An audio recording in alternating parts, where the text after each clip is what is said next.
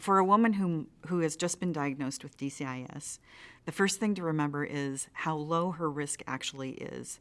That means that she can consider several options.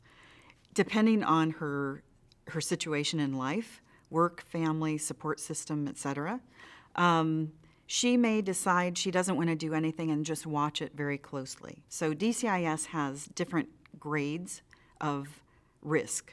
Okay, so some are grade 1, and that's very low risk. The cells look very similar to regular cells. Grade 2 and 3 have a little bit different characteristics in the cells themselves, and grade 4 is considered high risk DCIS.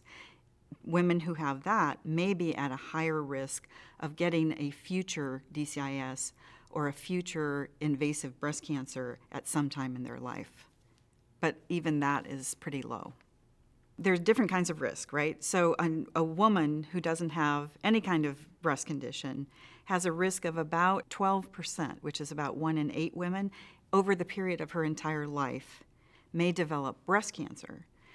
DCIS risk for women who don't have anything is about 10%. If a woman has been diagnosed with DCIS, first of all, it's really important to understand what that means and what her risk is of getting a future DCIS or a future invasive breast cancer. She's at a little higher risk than someone who never had DCIS, but not much.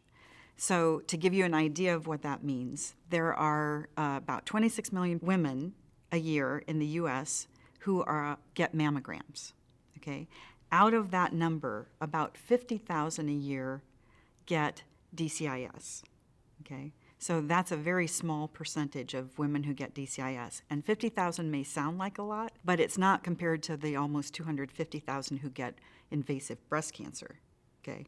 So it's still a smaller number than that. Out of those women, over a 10-year period, only about 10% of them will get a future DCIS, and only about 10% will get a future invasive breast cancer.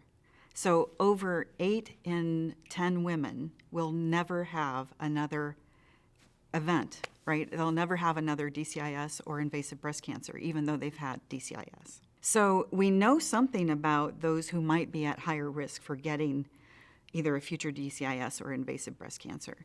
And those things include being under 35 when they're first diagnosed, being African American. Unfortunately, there seems to be a higher risk there. Having a higher grade of DCIS, and also the size of the DCIS, and if it's in one place or if it's in several places in the breast duct itself.